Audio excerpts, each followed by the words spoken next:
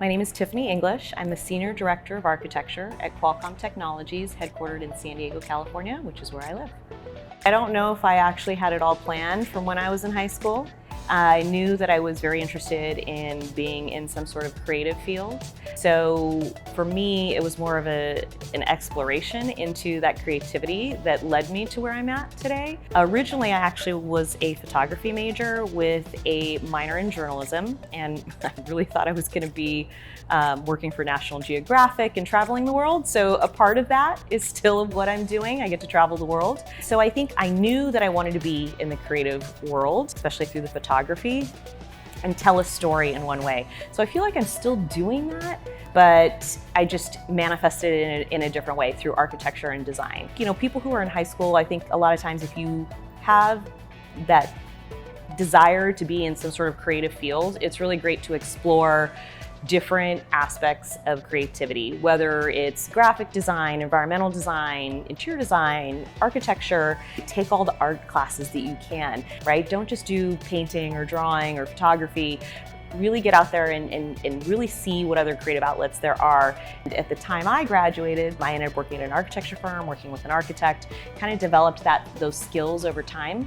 And as a lifelong learner and someone who's continually curious, I always wanted to learn something new, and I still feel that way. Like I still am always wanting to learn something new. So I think it's really important to remain curious, to explore your creativity, and really make sure that it's something that you feel passionate about, and you can align that with a career in some field of architecture or design. I highly recommend, especially now with technology, there's so many programs that architects and designers use, such as AutoCAD, Revit.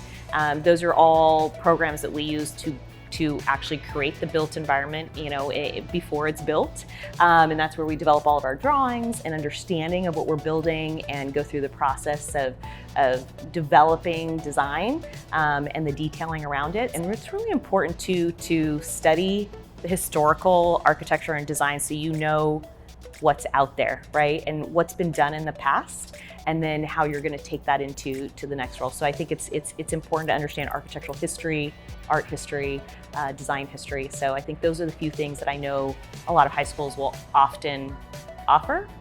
And if you can't find it in a high school class, most community colleges or junior colleges actually offer Revit classes and AutoCAD classes, and a lot of them will take students from high school, and you can register for those classes during the summer.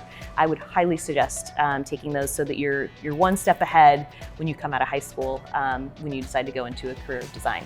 Part of what we do in design is we're taking people's ideas, dreams, desires, and you're creating a reality around it, right? Usually a built environment. So you have to really be a good listener, and you have to be able to understand what is driving somebody. Why do they want to do it, right? So I think being a good listener, understanding people, and seeing different perspectives is really important, along with being a collaborator, right?